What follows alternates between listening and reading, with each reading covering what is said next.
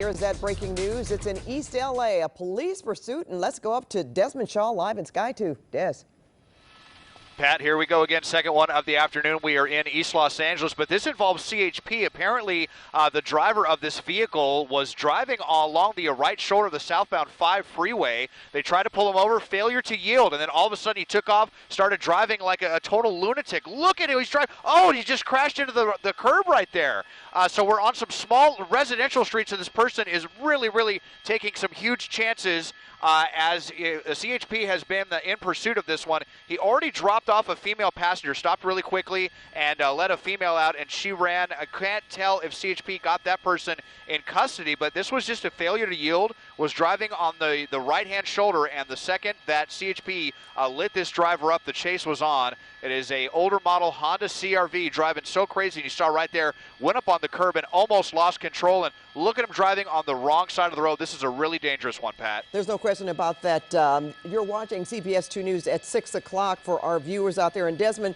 This is a CRV Honda, tinted windows, but I mean, as you said, we have seen this guy make a number of moves here that have been quite dangerous, almost, well, he did run into something. What was that he crashed into there, Des? It looked like he went up against the curb, kind of corrected at the last second. It looked like they were about to spin out. I mean, this is not a sports car. This is an older SUV. There you see him romping over that culvert right there. And it looked like someone might have been trying to back out their driveway, and this person just comes flying down the street. This little residential street. Looks like he's going maybe 50 miles an hour. Incredibly dangerous one here. And again, it was just a failure to yield, but this old Honda CRV, I mean, if he's not careful taking turns like this, Pat, he's going to flip his car over on his side. There's no question about that, and it seems like, well, okay, this is interesting. Out and running. Out and running. Yeah, so we got a guy, and again, he already dropped somebody off earlier, but out and running. Let's see. He thinks he pulled a fast one on CHP. Oh, look at him. Oh, he's even pointing towards the vehicle like, yeah, I saw him go that way. But he doesn't realize the sheriff. Yeah, the sheriff's ship is overhead. He's not going to be able to pull a fast one on Sheriff's Air 24 that was in this. So looks like we're going to be at an end. That was we've seen it many times, Pat, where they get out and try to walk down the street all casually like they're not the person that they're being looked for. But he actually tried to point them in the other direction. Didn't work. Amazing that this didn't end in a crash. One person, we believe that was the only person in the vehicle. So at least he's obeying commands. And CHP should be taking this person into custody for a failure to yield that started on the 5 freeway. Yeah, we're so glad to see that, Desmond, because as you mentioned, this person was driving like a bat out of you-know-where. And you did say that a passenger, a female, jumped out of the vehicle. I wonder if they have caught up with her, but it doesn't matter. They've got him for sure.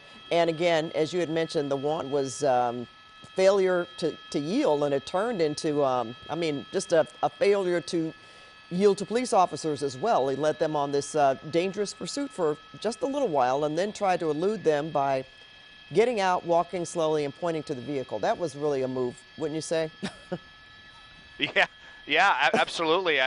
We've seen them try to, switch their shirt or take off their sweater or just kind of get away and then start, walking with their hands in their pocket like they're just out for a little afternoon stroll. But this guy actually tried to point them as if the suspect had gone the other way and that he was just an innocent person. But again, they got that airship overhead, sheriffs with the helping hand there from the air, Sheriff's 24, and you weren't going to be able to fool the helicopter. And this is the second, as you said, the second pursuit this afternoon, and CHP, they weren't messing around either. They got this guy quickly, and it's a good thing they did. Now, why is that officer running like he's running there, Des? Look, is he running to the vehicle? Yeah, well, let's see.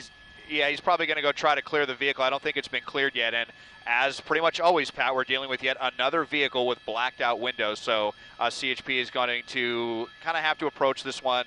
We're just repositioning here. Bear with us for a second. We'll get a little bit of a better shot, but just kind of protocol. They think that was the only person in the car, but especially considering already dropped somebody off, they have to, be careful. So now hopefully we're going to see weapons come down, and they'll put up 4 fingers for the code 4, and it looks like that is the case. Just going to open up the trunk here, but search the vehicle, see if, there may be some deeper reason why this person was running. Is there something illegal in the car? Does this person have some outstanding charges? It was driving on the right shoulder of the 5 freeway, probably just trying to get through afternoon traffic, and You know, obviously you can't do that. That's a huge ticket. And CHP was prepared to write that huge ticket. Instead, it turned into a even bigger deal, turned into a pursuit that could have ended way worse than this. That's right. So that, you know, even that neighborhood there can breathe a little easier because the way he was driving earlier, there's no telling that what could have happened. So we want to call that code 4, Desmond? Yeah, it looks like it's a code 4, Pat. All right. Thanks so much, Desmond.